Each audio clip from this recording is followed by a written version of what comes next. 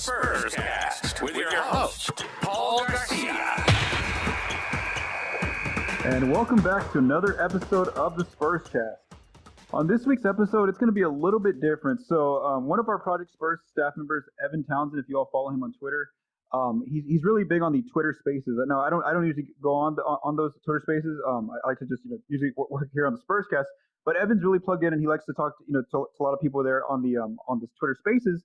And so it's like an outlet that he likes to use. And so he did ask me to come on and be a guest on his Twitter Spaces. We were actually using the Project Spurs one, but then there was some technical difficulties. So anyway, he had actually asked me a few questions before, so I was able to prep and get some notes and get things ready to discuss with him on that Twitter Spaces.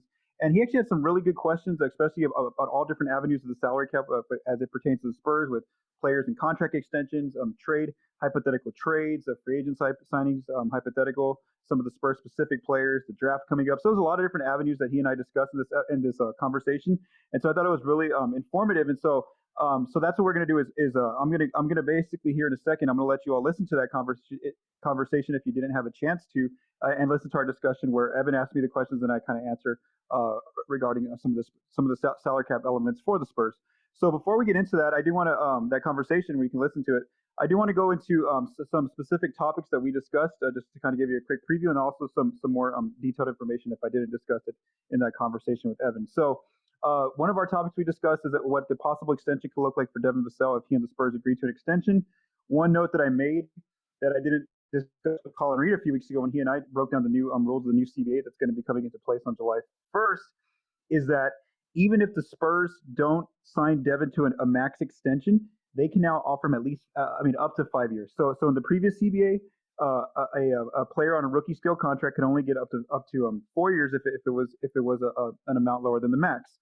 Well, now in this new CBA, the player can be offered up to a 5-year extension, even if the salary is not going to be at the max level. So that's going to be one new bit of information that I haven't discussed here, the Spurscast. And again, I'll go into more detail there in the conversation with Evan.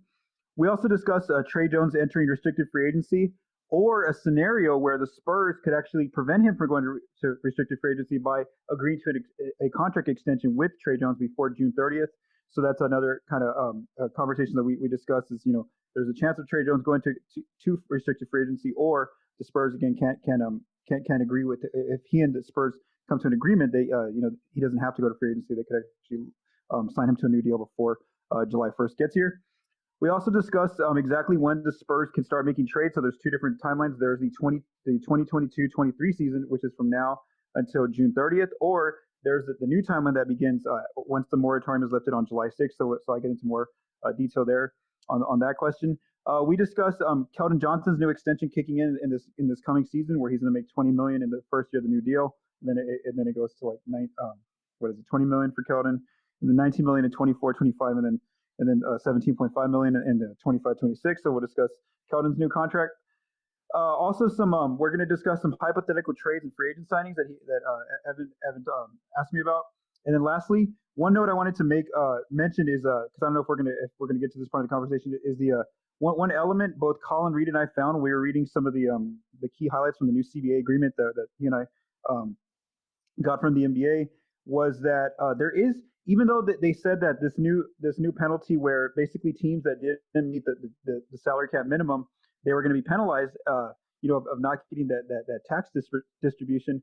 Well, they said they would hold off one year the league, but there was one note in there that said that if you don't meet the salary floor in this coming season, you will only get 50% of the tax distribution. So again, that means that there is a kind of like a penalty for a team that doesn't spend their cap space. And the reason why we bring this up with the Spurs is because in this current season, 22-23, they still have about $22.1 million in cap space still sitting there, and they didn't quite meet that salary floor. So next season, if they do that same approach, then they can be penalized where they're only going to get a 50% tax distribution, according to this new CBA that the NBA is going to release on July 1st.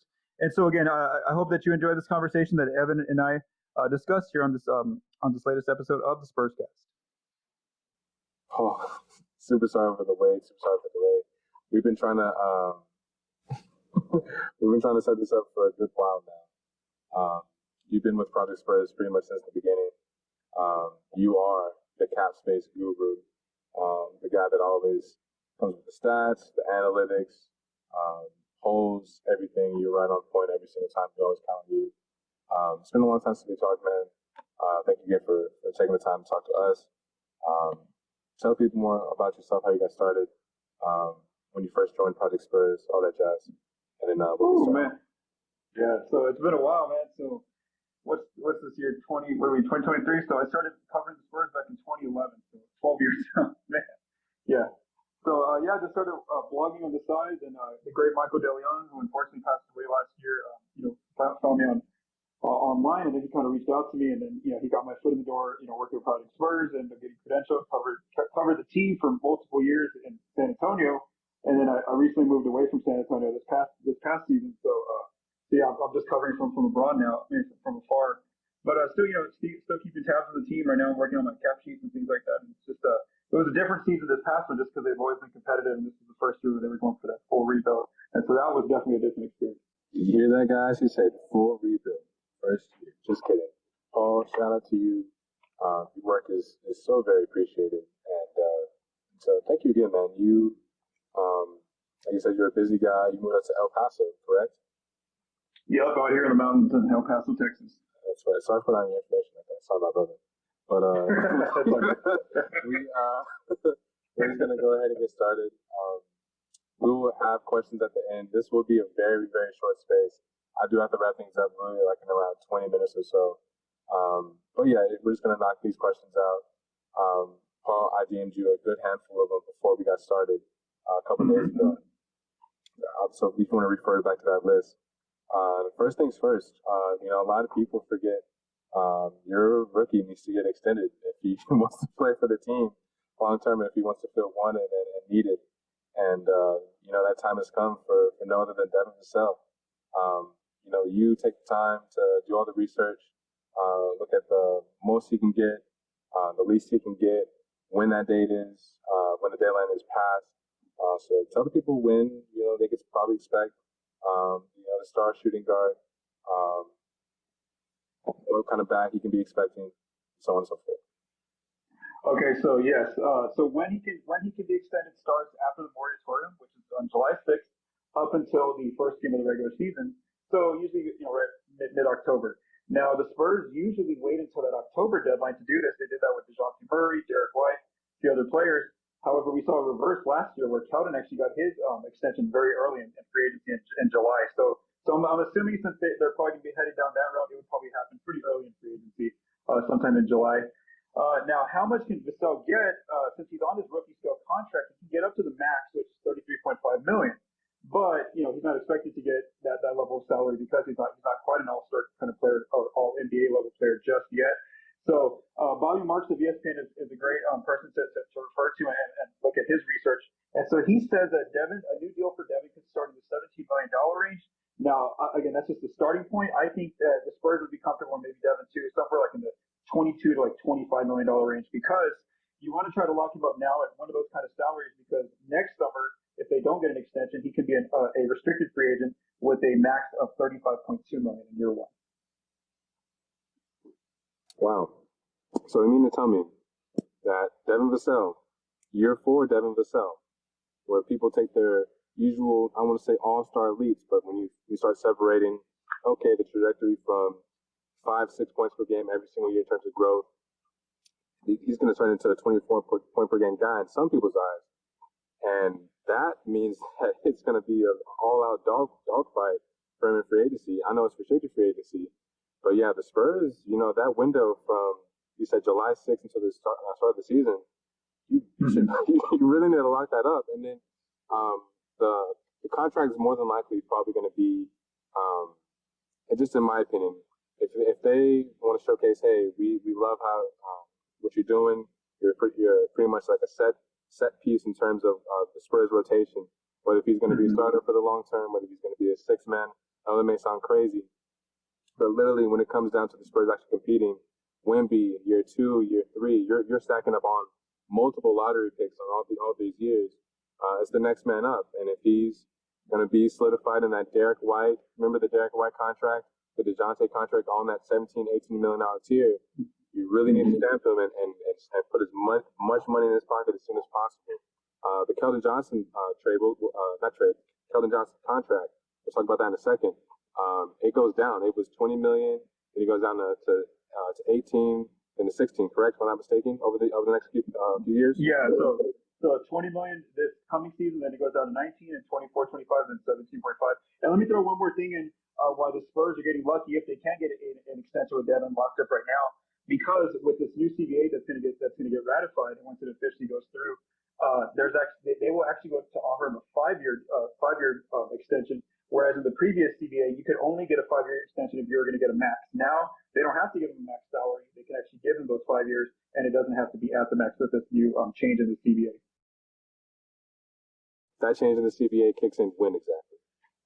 Whenever they officially, so it's been ratified, and the NBA has, or I don't really know if the exact date. They're going to have it done though before July 1st, because the NBA has officially put out their statement of the key points. I would say though it's going to be before probably the draft. They'll have it ready. Perfect. Next up on the itinerary for it's gonna ruffle a lot of feathers. And if you want to request, feel free to request at the very end. But we have to talk about Tre Jones.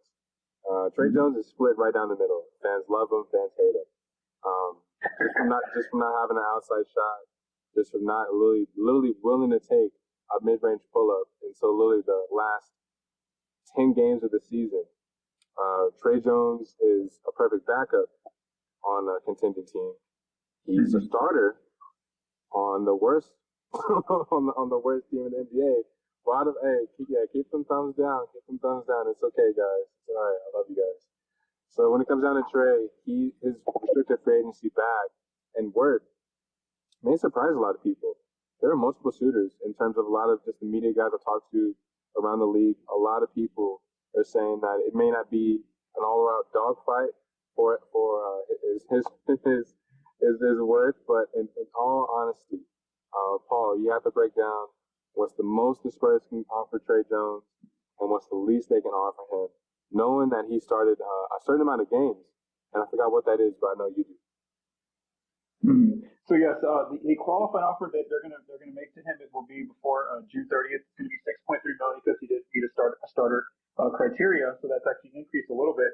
And so that's kind of like your baseline where the Spurs can tender him that qualifying offer, then they can basically let him go see can he go get more from another team.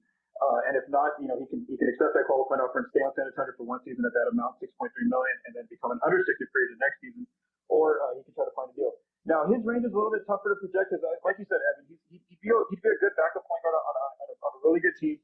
Whereas on this rebuilding team like the Spurs, it's fine that he gets the starter minutes for now. So I would say his projection would be somewhere in that like tax MLE range, which is going to be 5 million, to less than the non-tax MLE, which is 12.2 million. So I'd say like 5 to 7 million is a pretty safe number. Or if you got to go a little bit above that. Now, here's one thing: he may not even become a free agent, and the reason why is because the Spurs have until June 30th to sign him to an extension. They can sign him up to a 4-year extension. The most they can give him in 1 year of that extension would be 15.1 million. Now, I'm not saying they're going to give him 15 million in this new extension, but I'm just saying I think it's really going to have to deal with the draft and the lottery. If they know for sure that they're missing out on that they're missing out on Wemby and they're going to get Scoot Henderson, well then maybe not as aggressive in trying to bring Tre back. But if they get the number 1 pick and they know for sure they're going to get Wemby, well then I think that maybe let's try to lock up Tre before he even goes into free agency there on July 1st. So I really think the lottery and the draft will have a lot to do with that. And again, as far as his value, where teams are looking at him, again, I'd say 5 to like 8. Definitely not. So again, your baseline there is 12.2 million via non-tax MLE. Again, I don't think teams are going to give him that entire amount, but they could go a little bit below that. So that's why I say like 5 million to somewhere like that 8-9 million range. I don't really know where the cutoff is. Does Tre Jones say 8-9 million? I'll take that. Minnesota. Heard Denver calling. Teams like the Clippers. Teams like Washington. There's going to be a lot of suitors for Tre Jones, and I get it. He's not the fancy style of play, not that everyone loves, but that just sells tickets, that sells jerseys. In terms of being a table setter that's not going to take the wrong shot, has a good flow game, okay defender, not the best, is Tre Jones. I don't have the numbers from 3 of the last 10 games. Apparently, they vastly increased his shooting percentage to close out the year. But all I gotta say is Tre Jones a starting level center for a contending team? No. Is he a starter level center for a team that is probably going to be in the sun of the NBA with Victor Wembanyama in their starting lineup? Yes. What's so wild to me, Paul, is that if you extend him, that 4 years is oof. You man, can the price go up over the years, or is it a 4 and it's a 6 all across for those 4 years? There's a percentage of raises. So like I think it's like 8% raise or something like that. Each year can increase in the extension wherever you start the baseline. So again, I think that the starting baseline is right there like at 6.3 because that's his qualifying offer, and then he's kind of go from there. Gotcha. You know, we gotta move on from the Tre Jones talk. I've never seen more thumbs up or thumbs down in a minute. No, but hey, guys have their own opinion on these guys. And I honestly cannot be the one to change that. I've learned that the long and hard way. I can sweat, I can try, I can pull up all the stats, I can compare, I can give you the other options. Hey, it is all good. Love everyone in this chat. When it comes down to a lot of potential moves the Spurs can make, there's pretty much a halt on that. And the next question I have for you, Paul, you can refer to the list, is when the Spurs can actually make trades. When is the start of when is that start date? And what's the? I'm just gonna wait on the next part of the question. It's gonna stir things up. Yeah. When is that start date? Okay. Yeah, go ahead. So they could technically start now with any team that's already been eliminated from the playoffs. Now that usually doesn't happen. Teams just wait till the playoffs are officially over or around lottery time and draft time. So again, it's rare that would happen now. But again, they can start negotiating with teams if they needed to that are officially out of the playoffs. When we still get deals get done though, is usually right around draft time or right before June 30th, which is when the current season expires. So again, if they can make a move right now in this 22-23 season, and right now they do have $22.1 million in cap space for this current season. So again, that $22.1 million, it changes once we get to July 1st. So we actually saw something like this last year when they actually made the DeJounte Murray trade with Jock Landale included. They actually did that in the previous season, even though it was July, it was like June 24th or something like that. So again, we might see them do that if they're going to make a trade around draft time. So again, that's like a normal thing to see. Now, as far as other trades, then if they want to use the salaries that are going to be involved for next season, the 23-24 season, those trades can't take place until after the moratorium lifts on July 6th. So again, there's kind of two different timelines that they can make trades. It'll be around draft time if we're going to use this season's salaries, or after July 6th for using next season's salaries. We're gonna skip the next subject and get right into the next year's salaries, because that's the perfect leeway and bridge to that. Next year's salaries. So when you want to refer back to what I was talking about, it's pretty much just bringing back all the troops. I'm talking Marlo. I'm talking Mamu, Don Barlow. That's crazy. I said that. Mamu, Don Barlow, KBD, Champagne. Guys that literally exceed expectations to close out the season, as you can get on cheap deals. Now, the problem that we run into, Paul, is that a lot of these guys can't be on two-way contracts, correct? Yeah. Well, okay. So Barlow and Champagne can because they have a qualified offer to come back on two-way contracts because they've only played 1 year. The other guys, yeah, most likely not. So that factors into a lot when it comes down to the draft. You know, a lot of fans want the Spurs to move up. The assets of Devontae Graham, even Keldon Johnson, we'll talk about him in a second. They can possibly, maybe swing 1 or 2 trades to open up a roster spot.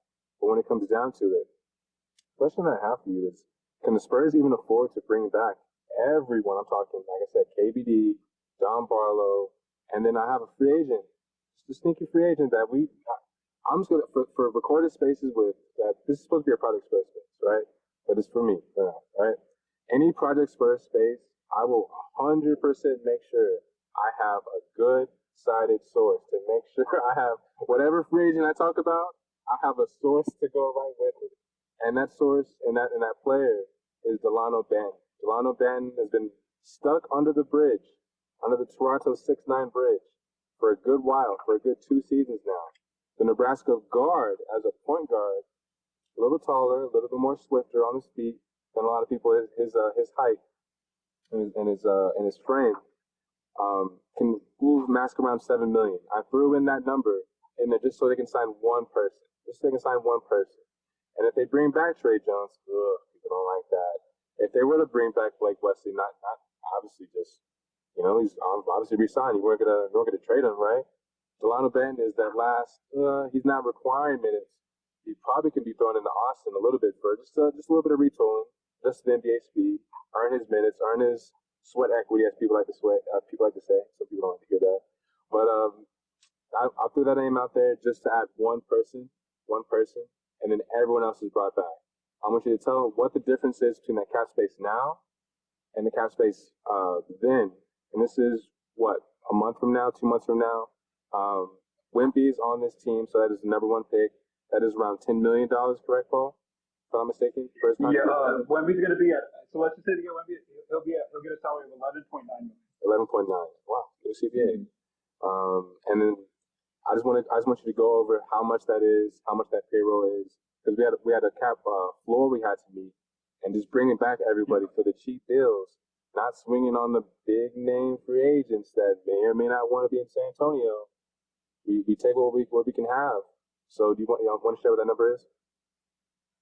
Yeah. So I put the last scenario that you had sent me. So this is saying they have Tre Jones, Blake Wesley, Banton, Vassell, Branham, Champagne on a two-way, Keldon, Doug.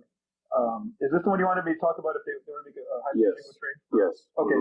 So let's just say they got rid of Devontae Graham's contract along with those 2 second-round picks, and they acquired the 20th pick. They still have Sohan. They're re-signing Keita Bates-Diop, Mamu, Dominic Barlow's on a two-way. You got Wemby, Zach Collins, and Charles Bassey. Okay, this scenario, and at the rates that you had sent me that the players are signing for, they still have about $22.5 million in cap space in this scenario. And so, like, in a lot of these scenarios that you sent me, Evan, it's like hovering around 21 to like 27 million in just different scenarios. Again, we don't know exactly what Keita Bates-Diop would be signed for, what Mamu would sign for, Tre Jones. And then even Banton, I wouldn't even think they would need to get 6 or 7 million. I think they can get him even a little bit lower just because he's coming off minimum contract and doesn't look like it's a priority for Toronto to sign him. And he has a very low qualifying offer with the Raptors at like $2 million. So you mean to tell me, this was a trick question to everybody. I got all of y'all with a thumbs down. I tricked all of y'all, Paul, I'm sorry. I tricked all of y'all, theoretically. The Spurs have so much cap space. And if they want to make like the small steps towards making not the play-in, but just getting out the cellar of the NBA, they have options. The options galore. They don't have to rush it. One, if Wemby comes to town, you can say, "Oh man, it's not a max contract, but you have a lot of money to mess with, and you could still trade Keldon Johnson." I want to go with multiple picks, all the picks galore.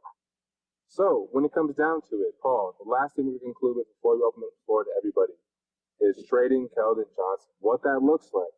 His new $20 million contract kicks in exactly when? So that new salary begins on July 1st once the new season starts on July 1st. July 1st. My birthday is July 2nd. I'll be 27. If Keldon Johnson is traded before then,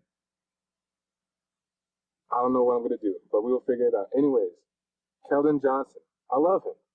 Love him to death. In terms of being the face of the franchise after the whole Primo debacle, right? Some people should have brought that up. Anyways, Keldon Johnson has done no wrong in my eyes that he can handle. He is not the first option on any team. He's not the second option on any team. But what did he do? He consistently played, and he consistently took 20 shots, around 20 shots all season long. Really can't play defense. Inconsistent from three. When he's hot, he's 40, 48, 47%, leading the league right behind Steph Curry. Right before January last season. Unbelievable. And the number of threes, second behind Steph Curry. Unbelievable. And then it's just, Christmas, rodeo road trip. Oof. You forget he's 6'6". Oof. You forget he can't. And at the end of the day, He's the last clutch client on this roster. Now, all I did on that note that I sent you, Paul, was trading Keldon Johnson and what that looks like. You broke down his contract already. In terms of the money the Spurs can soak in, do you think it's possible? This twiddling fingers here. I love everyone in this chat. All respect to anyone's point of view. Do you think it's possible? Keldon Johnson, Hicks, Devontae, and maybe another asset. I don't want to throw in any names. Let's just say Blake Weston. Right? Let's just say Blake Weston. Do you think that can be enough to swing?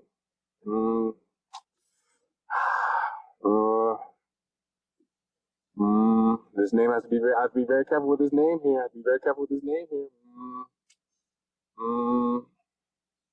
can't say Jaylen Brown. Quan, leave me alone, bro. We can't be tweeting at it like this. I'm not gonna say John Collins. Good heavens, though. God, no, that ship has sailed. But the type of player, this is the question, the type of player that falls into that category, that type of package would have to be not only a scrub, one, and or a prospect or a pick. Because the Keldon Johnson plus somebody else, that's the first plus Devontae, that's another 2 years on top of that, who's not really an asset, he's not really a liability, it's just Devontae Graham for 2 years. You can put him on the bench if you want to, but you're going to pay for it, right? Some teams may have the money for that. Some teams like Charlotte may want to bring him back just for the culture, just for the vibes.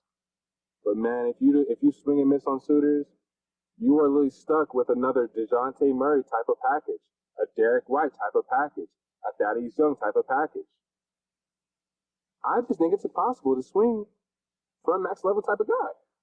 That's all I got to say. Paul, do you think it's possible? You're the cap guy. You could say they could take on $40 million.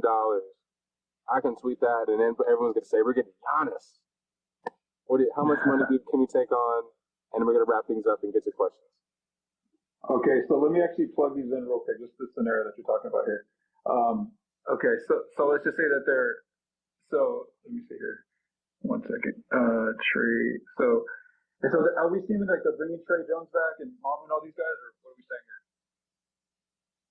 Yes, that's a given scenario. Okay, I'll just keep Trey's number in there. Let me take a Gorgie. Delete. Let's see.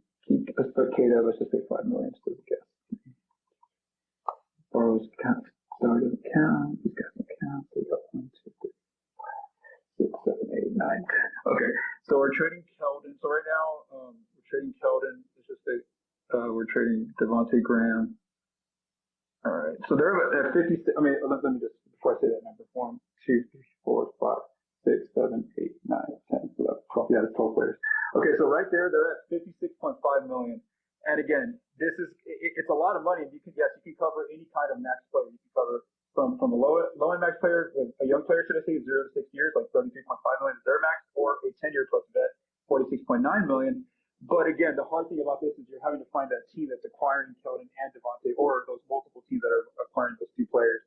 And then, and exactly like you said, who are they getting back and what is that player's salary? That's going to take some of it. But I would just say they're flexible for trades just because they already have open cap space before even making trades. And then if they trade players with big salaries like Keldon, like Devontae Graham, that just makes it even more flexible for them. It's just insane to think that at one point, DeJounte Murray had enough leverage to tweet, "Oh, coach, front office, go get Zach LaVine. Go get my Seattle brother.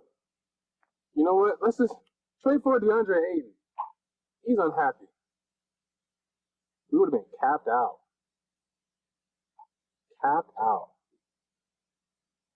And if we didn't pull that trigger, and if we didn't appease to our replacement all-star, defensive liability in Atlanta, it's crazy. Crazy how it works. We will be stuck. But now, we are the worst team in the NBA without a first option solidified. We are banking to the lottery gods. And we will have the most cap space in the league, ladies and gentlemen. Give it up. Give it up. For Brian Wright, give it up. Give it up. Love to see it. Love to see it. Now, at the top of my head, I think that this is a good way to wrap this up, unless anybody wants to come up and say their piece. When it comes down to these spaces, guys, this is all just informative. There's a lot of narratives that get pushed with that aren't even applicable. You can't even. Oh, we got 1, 2. Here we go. Good Lord. Before I'm gonna have to mute guys. But before I let anybody talk, we do have to wrap this up in about 5 minutes if we can. I'll answer any question. Paul, if you do have to go, these spaces kind of get a little raunchy. Kind of get a little, you know what I'm saying? Kind of get a little raunchy every now and then. But I'm gonna pass it to Quan. Quan, how are you? Everyone loves Quan. Feel free to ask any question you have. We were going back and forth on the timeline earlier. You know, it's all love between me and you. What's going on, man? How are you? What's up, Evan? It's a good space, man. And a big shout out to you, Paul. I know that you've been, I remember following you whenever I was deployed overseas in 2012, and you were running video screens of Excel spreadsheets, bro. So you're doing a good job, bro. Keep up the work, man. I'm curious, Paul, though, what your thoughts are about it. You know, it seems like there's a number of restricted free agents of all kinds of different calibers. There's obviously a ton of variables that go into this, you know, depending on where the Spurs actually get.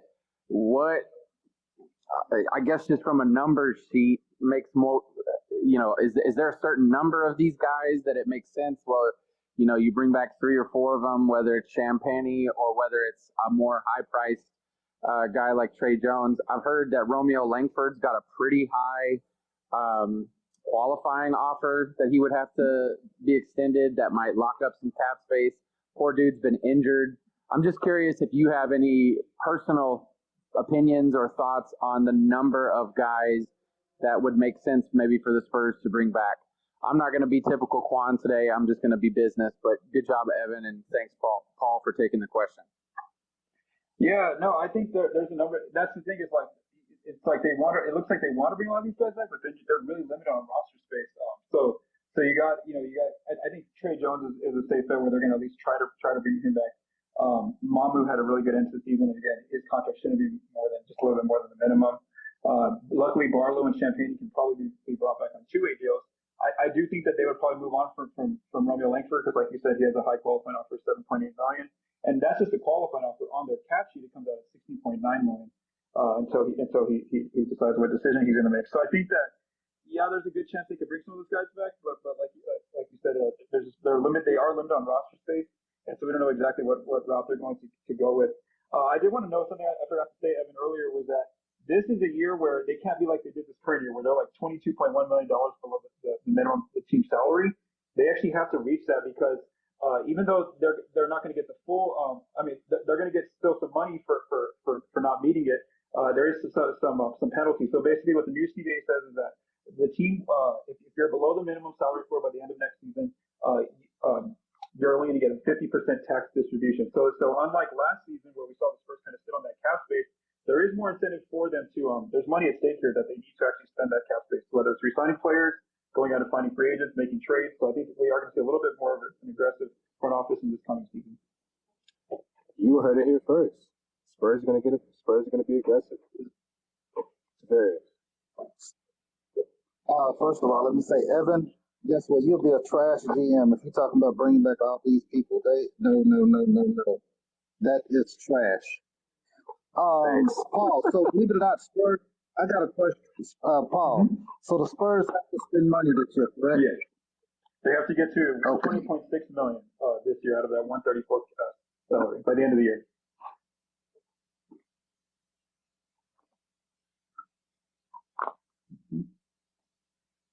Paul, if they don't hit the floor, does that revenue get distributed back to the players? I feel like that happened with Oklahoma City last year. Is that a threshold they have to hit, or else that money kind of gets divvied up, or what happens if they don't hit that floor? So in the previous CBA, like the one that the Spurs are currently going into, again, if they don't make a trade with that current $22.1 million in cap space for this current season, 22-23, yes, I believe that it's going to get distributed amongst the players on the team. Next year, though, they did make a change where if you don't meet it, they're going to distribute it league-wide. It says, let me read it exactly what it says. It says, the team will be required to pay the difference to the NBA with the amount distributed to all players in the NBA. So, yeah, it is going to change next year once that new CBA kicks in. Hey, Paul, it's Brandon talking. I have a question about the salary cap and how it's connected with the lottery. Well, hopefully us getting a good pick.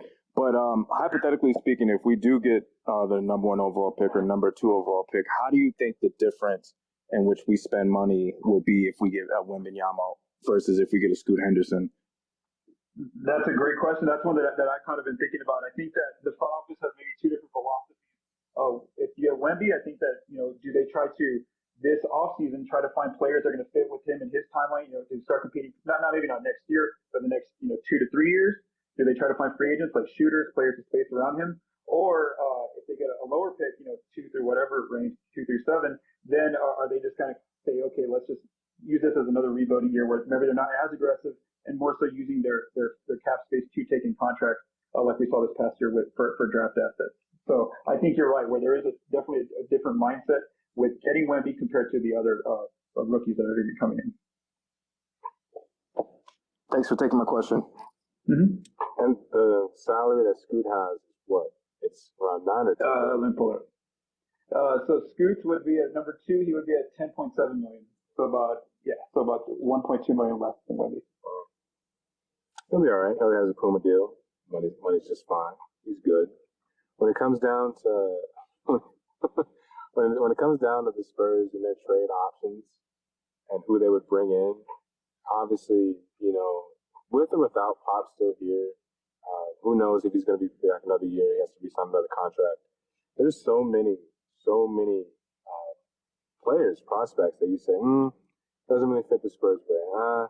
Could fit, but probably is going to get bought out. There's not a lot of options in terms of guys off the top of my head, people that I've written about, talked for months and months, that aren't just a repeated spin cycle of just saying the same thing. So we'll just end this and say we will wait and see. Literally, the lottery is in a few weeks. When it comes down to trading, I do feel that the Spurs will move into the first round with 1 or 2 second. Evan, I guess. let me ask you this question. Yeah, go ahead. You say you want to get rid of Keldon. Who do you want to take his spot? Sohan, the small forward, someone that can actually guard, start wings, someone that actually is 6'8". Co-sign that tweet. Yeah. When it comes down to Keldon, Devin Vassell isn't a +1 team defender, +1 on-ball defender. He's not necessarily a cone, but you can't have a negative defender and Keldon Johnson next to him on your wing. Tre Jones, okay, solid. We talked about that earlier. Blake Wesley will need some improvements. The X factor is Keldon Johnson because every single team will either target him or Doug McDermott when they're on the lineup. And you can, say, let's run a pick and roll, switch everything, blah, blah, blah. It's not going to work. He's not 6'8", and he's not durable like that. So that $20 million is a little stiff for me. I don't want to trade for Duncan Robinson. I do not want to trade for Tim Hardaway Jr. I do not want to trade for someone that gets bought out. I don't know who they're going to trade for. It'll probably be a signing trade, in all honesty. And I don't know what that's going to look like. But my gut feeling, real quick, my gut feeling is really saying that the Spurs are going to trade up to the first round if they were going to get Wemby or if they get Scoot.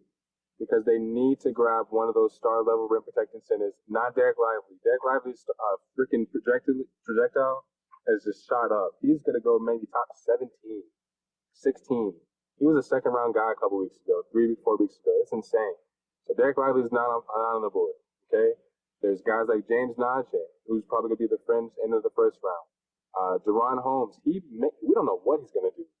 We don't know what that man is going to do. He's not going back to Dayton, I'll tell you that. Adam Bona is kind of he didn't get a lot of playing time, you say, late towards the end of the season. A lot of people are kind of questioning that of what happened. He wasn't injured, coaching, attitude. We'll see what's up with that. But you need someone alongside with or without Scoot, either a forward, a wing, the Toolsy wings, the Ryan Repairs, the Bilal Koulibaly's, the City Sissoko's, Leonard Miller's. either one of those guys can fit what the Spurs need. And Tavares, it's all love between me and you. It's so funny people still think we're related. It's hilarious. It's hilarious, man. People hate the idea of running everything back with the Spurs. Running everything back means you're the worst team in the league again. But at the end of the day, overspending on guys, overspending possibly on like a Nas Reed, right? Say you have to trade I won't say Zach Levine. Say you have to trade Zach Collins just to move up. The team is picking, and the Spurs give in, and you finally get Zach Collins to move up 15, 20 spots in the draft, right? You get a guy like Zach Levine. Okay, not Zach Levine. You get a guy like Nas Reed. $17, $18 million. Cool. He's hurt after 20, 30 games, or you want to tank because no one's exceeding expectations. No one took that step. Wemby got hurt. Worst case scenario, you overpay and you're stuck with guys. And when you're the Spurs, you can look at the last 4 years. Don't look at the last GM. Don't look at about before Kawhi. Think about what the GM is doing right now. We've won trades necessarily. We haven't lost trades, but the trades are all the same. It's for Thaddeus Young, and for Thaddeus Young a scrap. And it's for guys that don't want to be in the situations and guys that aren't fit on anyone's key rotation. That's a bar, low key. Anyways, when you think about it, no one is going to get traded for a while. But all the types of scenarios that we thought of is going to be something that we've never even considered. So, I love everyone in this chat. I appreciate everyone for tuning in. I do have to go now, but we'll be back maybe even up to tomorrow. I got some OKC people I have to talk to. We're going to talk to them, see what they have planned. And we're going to see what a real rebuild looks like. MySpace is a little different from Project Spurs, but we're going to see what a real rebuild looks like. Paul, it is all love between me and you, man. I love every single thing that you do for Project Spurs. We are keen without you. Appreciate you for doing all of what you do. Tavarius, Quan, Mike, everyone for listening. Brandon, Gabriel, I'm saying everybody. Rob, JD, Austin, Grant, Sarah, who else? Martha, Mark, Tough, Les Stack, Z-Man. I'm not going to say that name because it's inappropriate. Jose, Adam, everybody.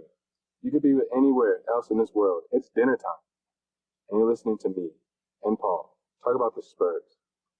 So we'll be back possibly tomorrow. Follow everyone on stage. Follow Paul. We'll be back. See you guys. Appreciate y'all. All right. Later. Thank you. All right. I want to say thank you again to Evan for inviting me on his Twitter Spaces and for all the questions that he sent and the conversation that we'll have and go in different directions. And I also want to say thank you to Joe Garcia for mixing and producing this episode by mixing and producing this episode. So from all of us at Project Spurs, stay safe. Have a great day.